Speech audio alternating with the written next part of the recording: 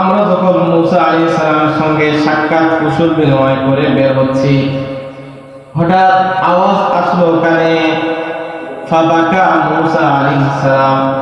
মুসা আলাইহিস সালাম হুজুর পাক সাল্লাল্লাহু আলাইহি ওয়াসাল্লাম যখন ওনাকে অতিক্রম করে চলে আসতেছে, তো আওয়াজ পাইলেন মুসা আলাইহিস সালাম কান্না শুরু করেছে, কাঁদতেছে। ইলামা আবকাকা, জিজ্ঞাসা করো মুসা আপনাকে কে কান্দাইলো, কান্নার কারণ কি, কেন কাঁদতেছেন?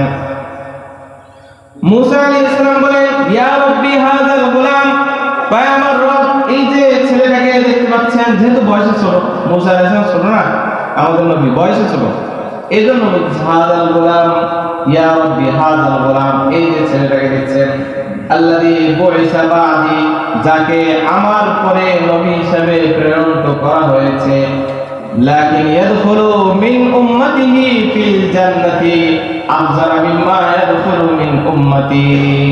তবে এই ছেলে যে আমার পরে নবী হয়ে আসতেছে, তার উম্মত আমার উম্মতের থেকে বেশি পরিমাণে জান্নাতে যাবে। সকলে বলি সুবহানাল্লাহ।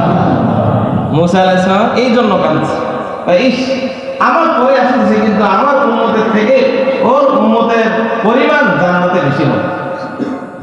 এই জন্য মুসা আলাইহিস সালাম আফসোসে কাঁদছে যে ইস আমার উম্মত যদি বেশি হতো, আমার বেশি উম্মত যদি জান্নাতে যেত, এই আফসোসে মুসা আলাইহিস সালাম কাঁদছে।